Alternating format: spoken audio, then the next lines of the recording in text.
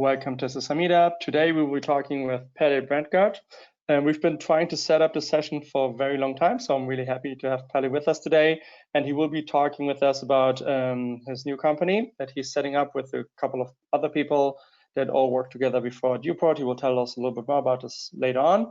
And let us quickly review for those that join us for the first time what SSI Meetup is about. If you check out the next slide number 2, what we try to do at SSI Meetup is basically to empower global SSI communities. And this is open to everyone. So if you're an individual, a company, an association, or whatever you are, you can reuse this material. All the material is shared with the Creative Commons by share alike license, which basically means that you can use this material, like the slides that we were sharing. You will have access to the Google slide, you will have access to the video and the slideshow presentation we share, and the only thing you will have to do is to give credit back to the person creating it, which today is Notabene with Pelle, and also please give credit back to SSI Meetup. This is our meetup number 60. We've been doing this for 2 years now, and this material is being used very widely all around the world, so we're really happy about the impact we had, and we hope that this presentation today will also help you to make further progress in the SSI world.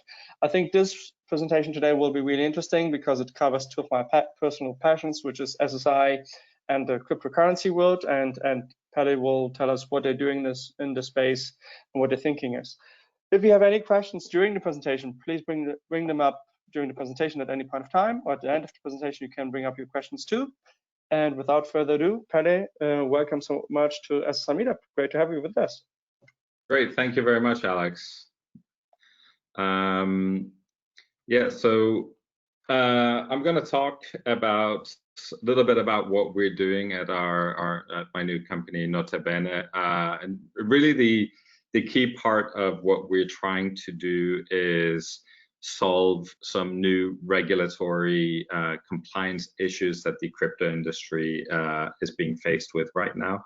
And we believe SSI technology is really key to solving these well. So I'm going to go into some of the specific problems that the industry is facing and some of the new proposed standards to fix it.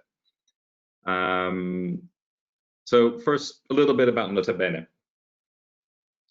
So we are a regulatory compliance tool for blockchain companies. We help financial companies be compliant with new anti-money laundering regulations for crypto transactions coming into effect right now.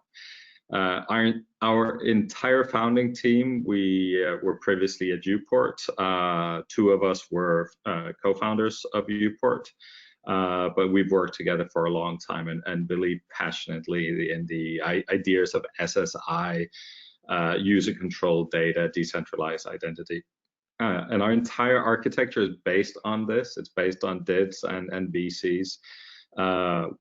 We are also blockchain and DID method agnostic, unlike at Uport, where we were very much focused on the Ethereum blockchain and related blockchains and had DID methods that specifically worked with that. We are really open to work with most different DID methods and definitely all different blockchains. So that was just a brief intro there. So the big issue that we are trying to solve is known as the travel rule, and the name itself doesn't really, it doesn't explain that much about well, I don't think it's a particularly good name. It's a historical name. It comes from US regulation from the Bank Secrecy Act, where this has been valid since the 90s. So the current rule that we're talking about is actually the FATF or FATFA recommendation 16. It's the wire transfers rule, where countries need to make sure that wire transfers transfer originator and beneficiary information together with the payments. And this is basically a PII. This is identity information. And so first, a little bit about who is the FATF. The FATF is the Global Money Laundering and Terrorist Financing Watchdog. they are the ones that have been responsible worldwide to set up rules for, and well, recommendations is what they're officially called, and guidances on how to solve the problem of money laundering and terrorist financing. So they set up recommendations for national governments to implement. And they have some overall guidelines, some overall recommendations that have been around for a long time. The current overall set of recommendations are from 2012. And that's where this wire transfer rule recommendation number 16 is actually from. But last year, they came up with a new guidance for virtual assets, and it introduces a new global framework for dealing with cryptocurrencies and blockchains in general. And it's one of the things that it does is it applies this travel rule to crypto. And there's also a new definition of what people typically call obliged entities, but these are regulated entities that have to perform anti-money laundering duties.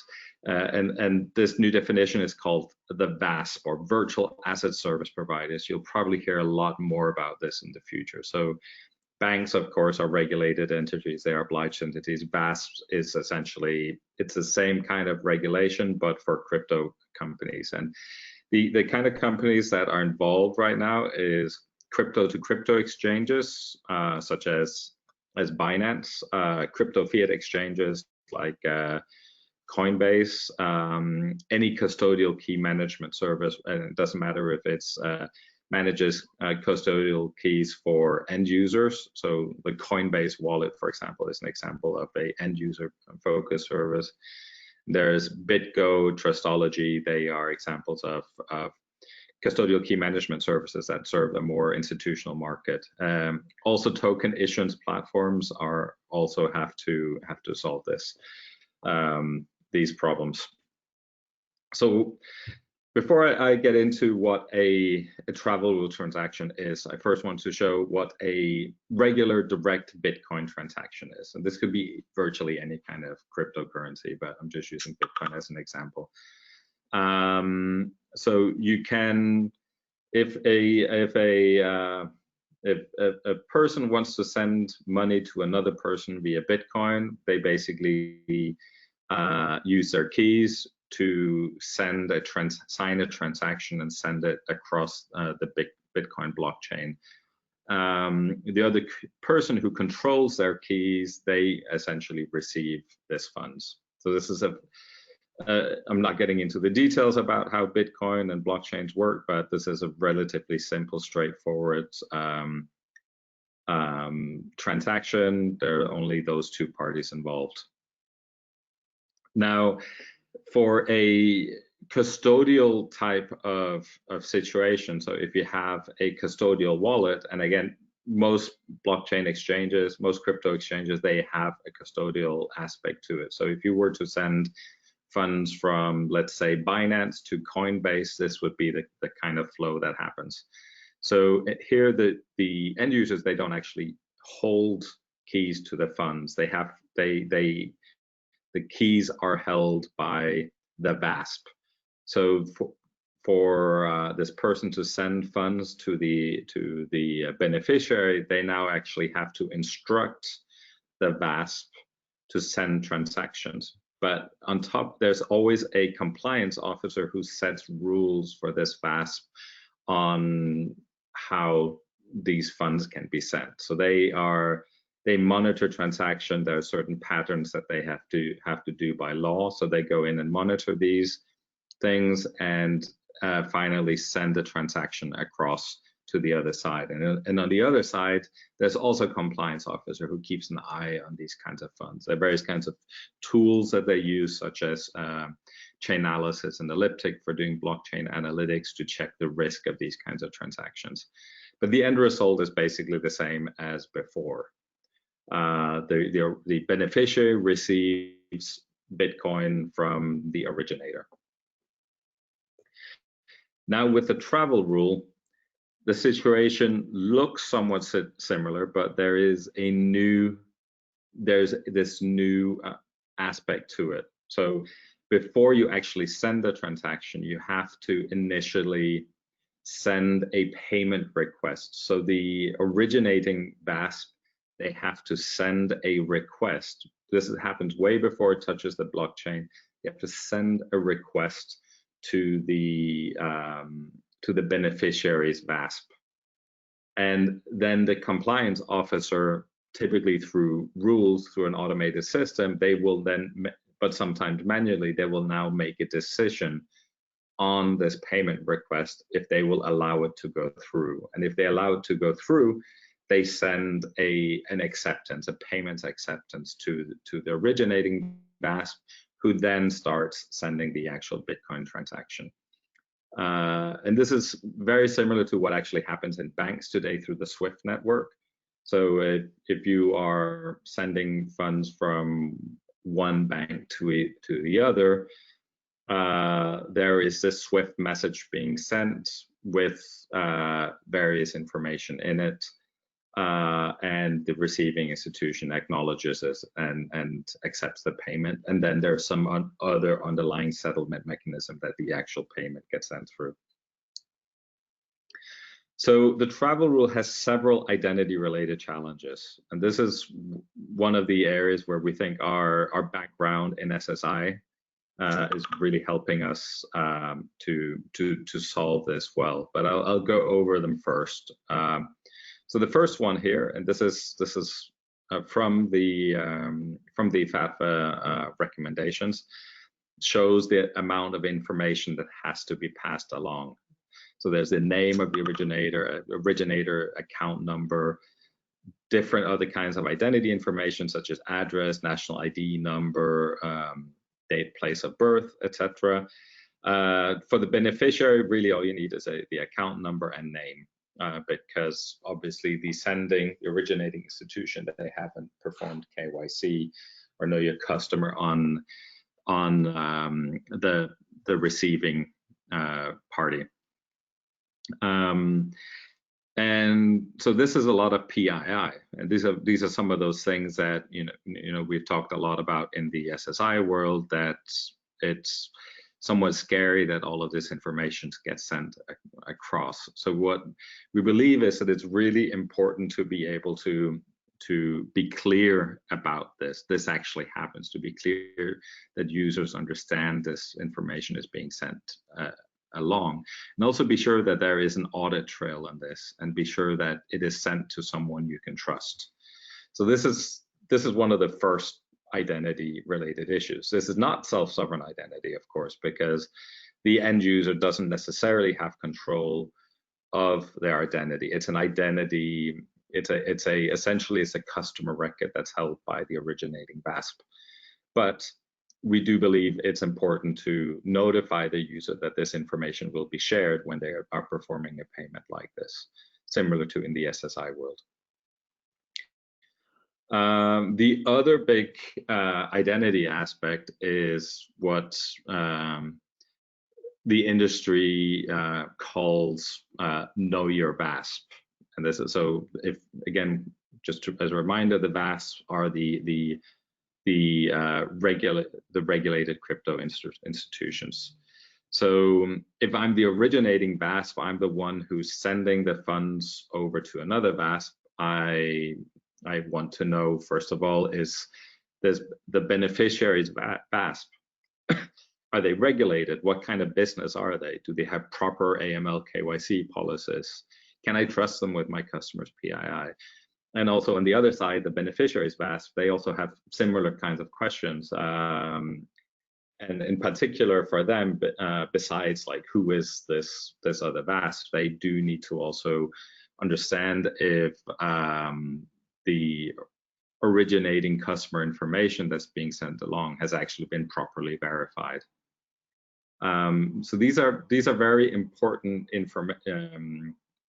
identity issues, and we think these map very well to SSI concepts of selective disclosure and verifiable credentials.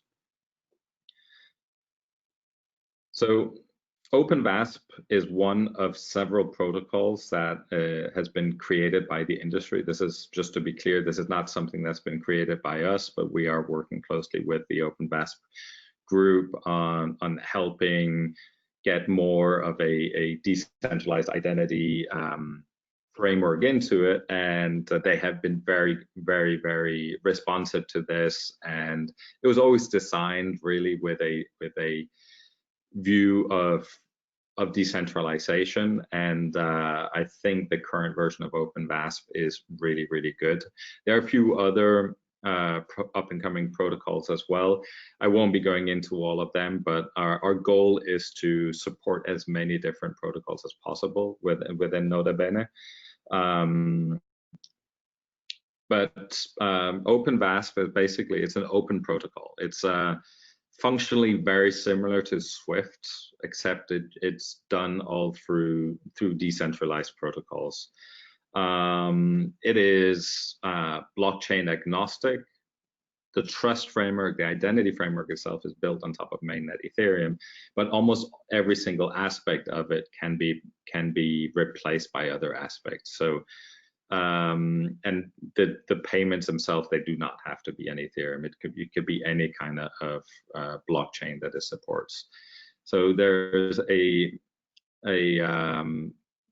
really strong decentralized identity aspect to this. Not so much about the end user information, the customer information that gets transferred along, but it's about the different VASP themselves building up identities for themselves and being able to receive credentials and share credentials to build up this trust between each other. And I think this is one of the first really, really useful implementations of SSI that I have seen. So the first part of this is you need some kind of identifier for identifying a VASP. And a VASP is identified using a VASP code. A VASP code is very similar to a Swift code. If you've ever tried doing a Swift transfer, there is a Swift code and an IBAN code that you use to send funds to. But unlike a central issuing organization like Swift, the Swift code is issued through a smart contract on Ethereum. And a lot of these proposals, there's been a lot of changes since the original white paper, and a lot of them are done. You'll see links here to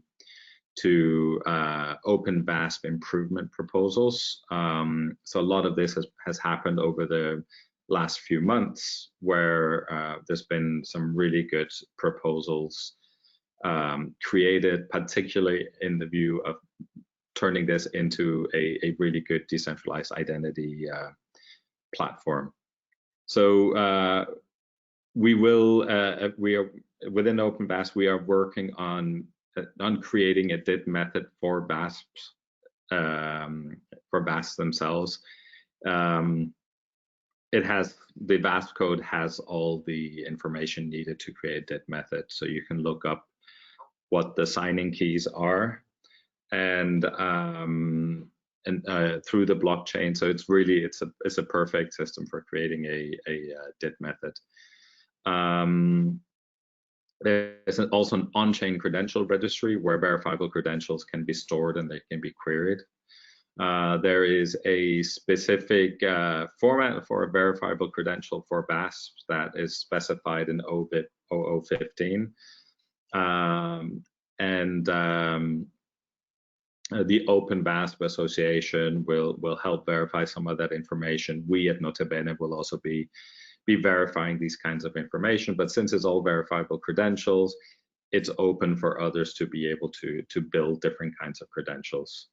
And the OpenVASP verifiable credential mentioned here is really, it's just about basic information about a VASP, such as where are they licensed, what country are they in, all of those kinds of things. But you could create all kinds of other verifiable credentials and assign them to them as well.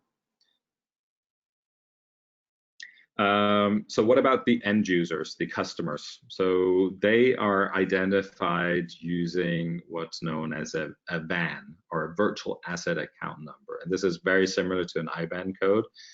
And this is used within OpenVASP instead of a blockchain address. So when a customer is sending Bitcoin or Ethereum or whatever to another customer, instead of using the blockchain address, they just use this VASP code instead. And what this allows them to do is really specify which VASP is going to be receiving the funds, because the VASP code itself is embedded within the VAN number. And this has a bunch of interesting properties. So it's not really SSI, as I mentioned. This is not really end users who have full control over signing ability. Like a VAN cannot necessarily sign anything. Who knows? Maybe if there are use cases of that, I think it would be fairly easy to add that kind of functionality in the future. But for now, that is not really SSI.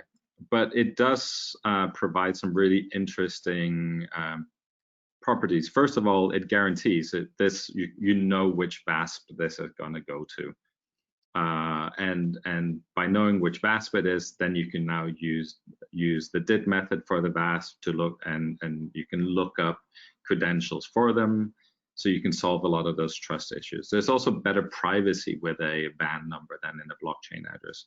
So you might say better privacy, it's under the control of a VASP. That's true.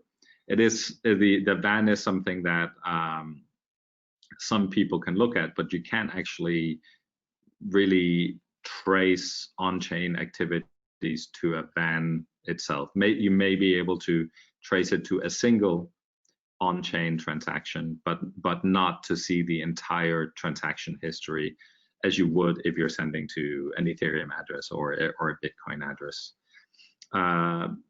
As I mentioned, maybe in the future we could create a DID method for a VAN. I could see potentially use cases for having VANs being subjects of verifiable credentials. So you could start issuing credentials to VANs. Strictly speaking, if the user doesn't have signing ability around it, I'm not sure if the decentralized identity community, strictly speaking, would consider it a DID, but these are things that we can look at in the future. I don't think they're super urgent at the moment. The next standard I want to talk about is IVMS 101.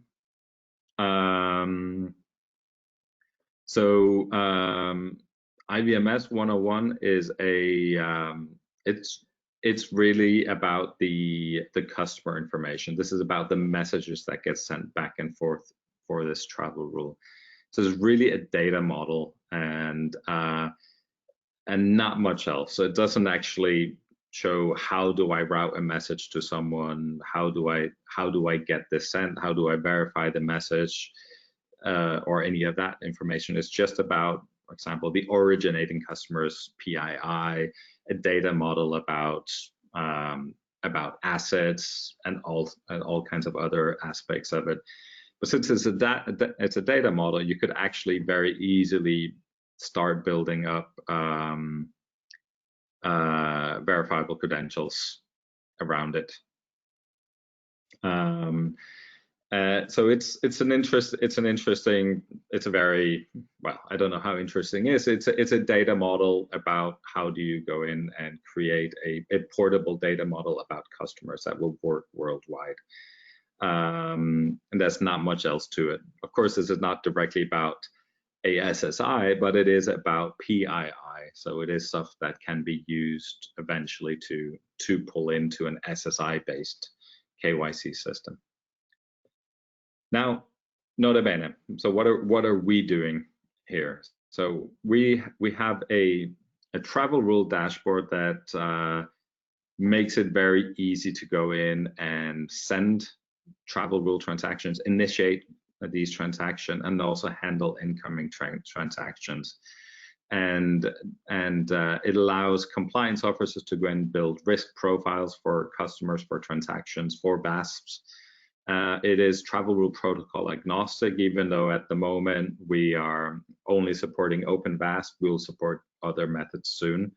It's completely blockchain agnostic, and while it is based very much on SSI technology, you won't really see that mentioned anywhere within the product. We're trying something different, you know, in this SSI industry. Like I've been working in the SSI industry for more than 4 years, and I've always found it hard to both explain use cases and also explain the technology. So the technology is hidden really behind the scenes, and eventually we'll start pulling more and more of that up. The Know Your VASP Trust framework is entirely based on SSI, and it's integrated within the compliance dashboard. So it uses DIDs for VASPs. We issue verifiable credentials, verify information. We're working on getting more issuers on board to start issuing verifiable credentials about VASPs. Ideally, in the future, government regulators themselves will start issuing verifiable credentials as SSI ADAS becomes more widely used within the EU. I hope in a few years' time we'll start seeing national regulators doing that themselves, which will be fantastic. We have an easy way for managing public verifiable credentials, and these verifiable credentials can be shared on VASP ID, which I'll get to later, which is just a public directory with public information, or you can share it directly on the Open VASP registry on Ethereum. Since different VASPs are interacting with each other, they may need, as part of a due diligence process, to actually request more details than is available publicly. So we are adding, well, we've added a selective disclosure framework to our compliance platform, allowing someone to ask for further certifications, further data that you may not want to have public as a business. So it's very similar to, in many respects, to what we're building at Uport, where we had end user focus, selective disclosure, etc. And the great thing about this is that it integrates directly into the travel rule workflow. So it just becomes a tool as you're managing incoming and outgoing transactions. VASP ID is a free public directory of VASPs. It's initially based on WebDIDs and verifiable credentials. We'll be adding support for other DID methods going forward, including, of course, the Open VASP DID methods, and we'll be adding support for Open VASP directory and multiple data sources. It's really designed as a discovery tool. These are public profiles. These are businesses, so we don't have to worry about end user privacy here. So it's very different than dealing with end user SSI. But this is really a portal into being able to start building credentials for businesses in the space. So what about non-custodial wallets? So the travel rule itself, it doesn't need to be implemented for non-custodial wallets. So non-custodial wallets can continue to do the same flow as I showed before. They can send transactions between each other without a problem. But what happens if you're a VASP and your customer wants to withdraw funds to a custodial wallet, such as a Ledger Nano or MetaMask? In these cases, the FATF guidelines actually say that you need to prove ownership of those addresses. They have to be owned by an identity that you have previously KYC, previously performed due diligence on. So there are many ways we can do this. Ideally, we can start building SSI functionality into wallets. There are some great toolkits such as Uport's DAF framework, which is getting more and more amazing every time I go in and look at it. It's in GitHub, Uport project /DAF, if I remember correctly. And it would be very easy for wallets to be able to add support for that. And that way wallets can themselves go in and receive verifiable credentials and share them with a service such as ours. But in the meantime, we are providing what we call ownership proofs. They are basically verifiable credentials. They aren't necessarily structured exactly like verifiable credentials. They're not JWTs or JSON LDs unless the particular blockchain supports a widely used signing method to do that. So in many cases, it will be a plain text proof, but it serves the same function as a verifiable credential and has many of the same features of it. And this is just to provide ownership of an account for a previously onboarded customer. And this allows a regulated VASP to go in and pretty painlessly support non-custodial wallets. And we think this is really important to do.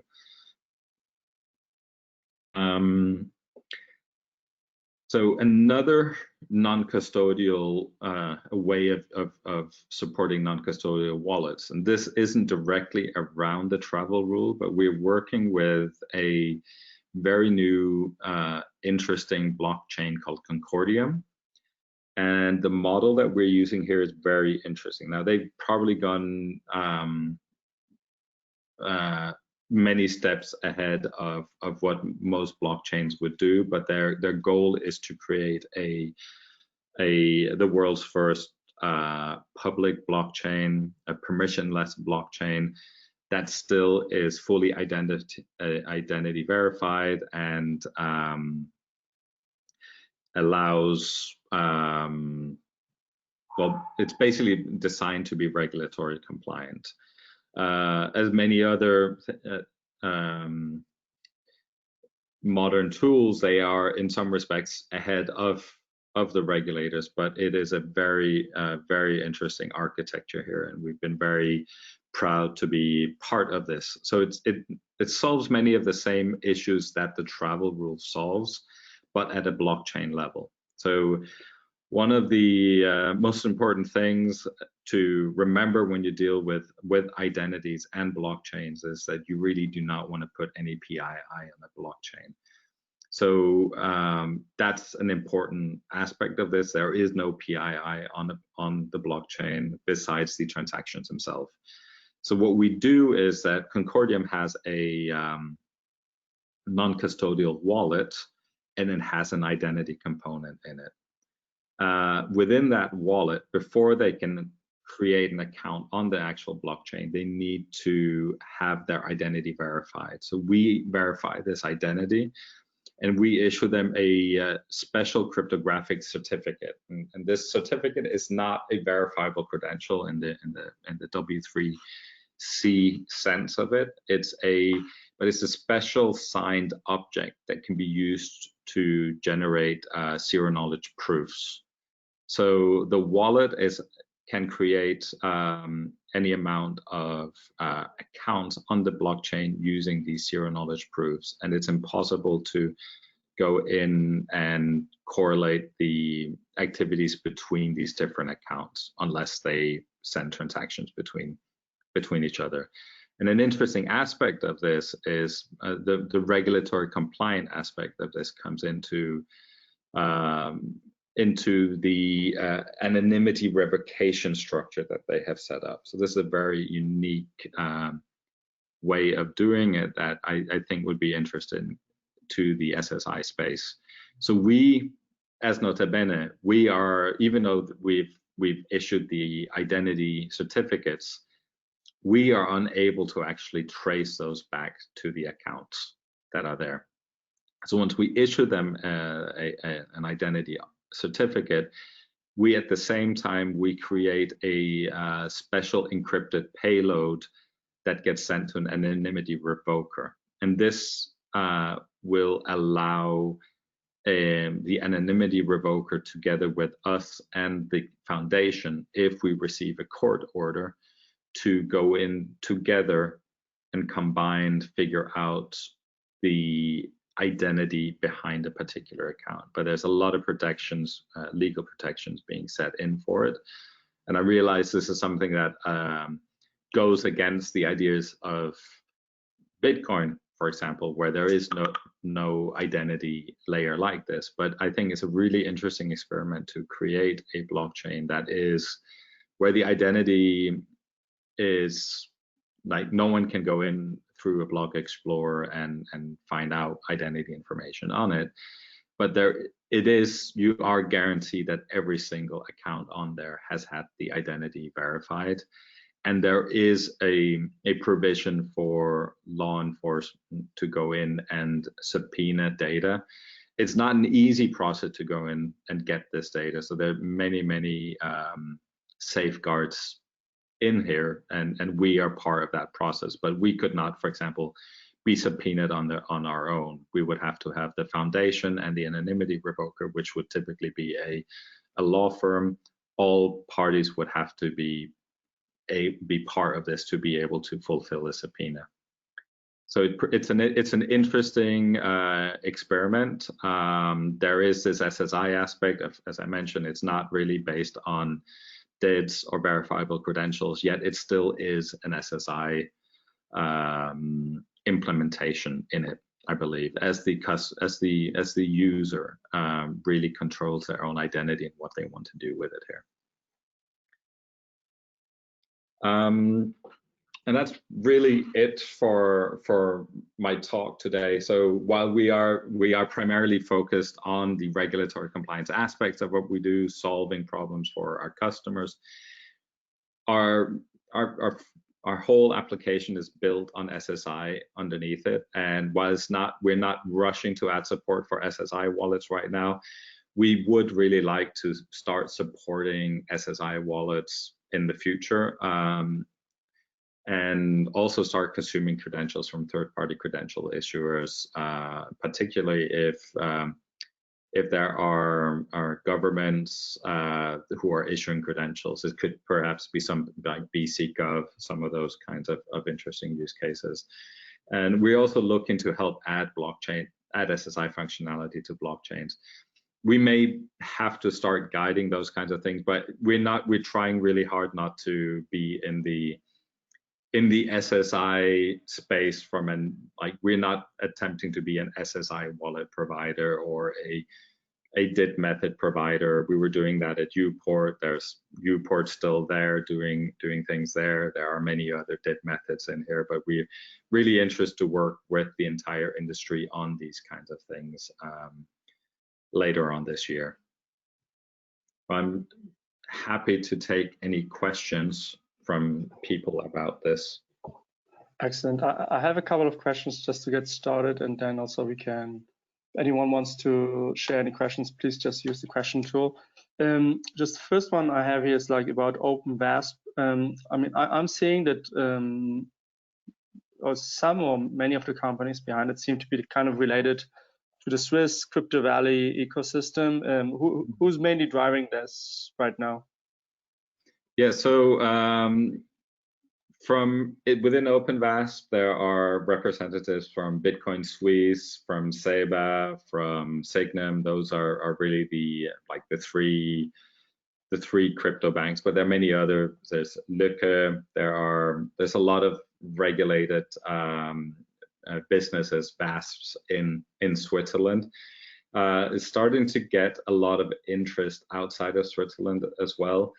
Really, until now, there are very few really workable solutions, but we will be starting to onboard our first customers over the next couple of weeks, and others in the OpenVASP space is doing that as well. So I think a lot of people are really waiting to see what others are using. Of course, as I mentioned, we are really agnostic, and we'll be adding support for other methods in the future.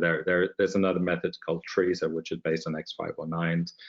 I probably don't need to say I'm not a big fan of X509. I do prefer SSI like technologies instead. I think they're more powerful for these use cases.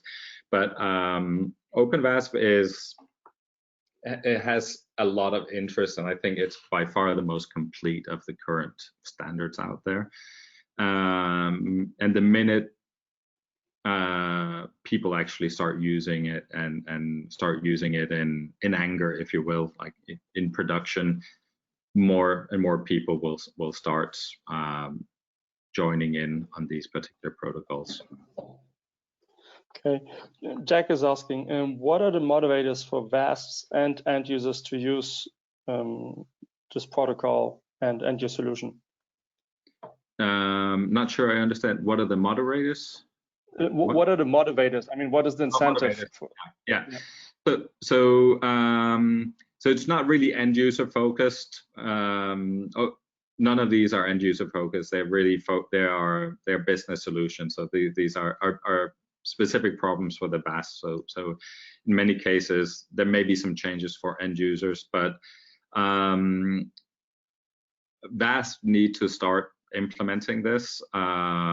The rules have been in place since last year, and they are getting implemented around the world. There was a FATFA plenary meeting last week, and the conclusions are coming out, I believe, on Wednesday, where all the different regulators around the world, they've had to go in and give a statement on how far they are in coming up with these regulations. So it's something that people have to solve very quickly.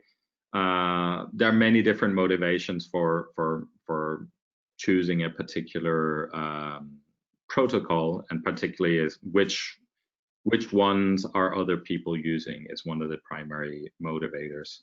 And a lot of people are just taking a wait and see to figure out which protocol they are. But with Notabene, since we're really protocol agnostic, we are making the pledge that we will support all the major protocols. So you only have to do one integration, and this makes it a lot easier for VASP to get started. And this has been receiving a lot of interest from VASPs. Jack is following up here, and he's saying, does this mean that exchanges have to do this anyway, and this is a decentralized for exchanges to be able to do this? And then he's adding, is this a solution with Notabene that basically aggregates all the needs of a VASP, but it just sits on top of all these protocols as an end tool? Yes to both. Basically, VASP will have to implement some sort of solution, and they will have to plug into some kind of network. So they could plug into OpenVASP themselves, run a node to do that. They could run a node to integrating with Teresa, the other protocol I mentioned, and go in and add support for other up and coming protocols. So what we do is that we allow them to just integrate once using a single API. They don't have to run any nodes. That's or figure out how to bring it into their flow, because we go in and provide a compliance flow based on SSI. That's another unique thing that we do, is that we build this SSI-based trust framework into it. And you would have to figure out how to do that if you build your own in-house solution as well. Carlos is asking, are non-custodial wallets not affected by anti-money laundering? Is the situation to change in the future? So there's been a lot of fears about this. The current FATFA guideline says that non-custodial wallets, they call them unhosted wallets for some reason, but unhosted wallets, they are not covered by the travel rule. So individuals, they don't, at least at the moment, they don't have to perform KYC, or because in a non-custodial wallet, you have control of your own keys. for these kinds of things. But you may have to, if you ever have to perform a transaction with a regulated institution, such as, for example, converting your Bitcoin to euro, then that's when you need some level of support for your wallet to be able to prove to the VASP that this is indeed your wallet. And one of the best ways of doing that longer term is to actually start being able to issue KYC credentials, verifiable credentials to the SSI wallet. That would also start making it easier to start onboarding users onto different kinds of plans. It's not just to be clear, there are many kind of legal challenges for the industry to be able to do that as well. But for example, I believe in Alastria, this was one of the key use cases in Alastria, that in Spain, that a bank could issue a verifiable credential to their customers that could then be used to open an account with another bank in Spain through a non-custodial wallet. So it is something that I think the industry wants to have, and at least in the EU, this is something that I think the regulators would like to eventually see. Albi's asking, how do you see the future interoperability with other networks like SWIFT or other financial institutions, which links a little bit to what you were just saying right now? Yeah, so InterVASP provides a very nice, clean data model. There was a very good standards organization set up to build this. This data model should fit very well should be very compatible with SWIFT and all of these other methods. And I actually think the travel rule could be one of the most important things, actually pushing crypto across the chasm really into wide usage, because banks for a long time have been worried about crypto because they've been worried about, the lack of source of funds, or where is this coming from, which they have through SWIFT. So I think we'll see a lot of businesses.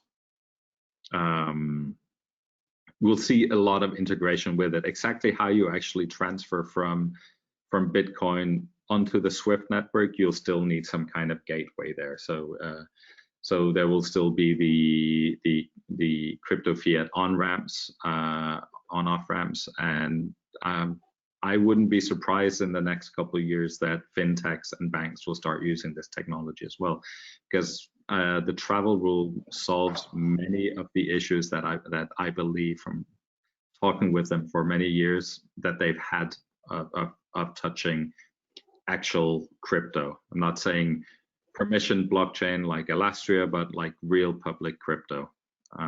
If they can use the travel rule for all the transactions on it, it should solve many of those problems.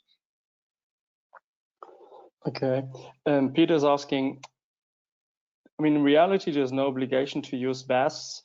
This is only a solution that is helpful for the decentralized crypto industry, and companies will be able to use other systems.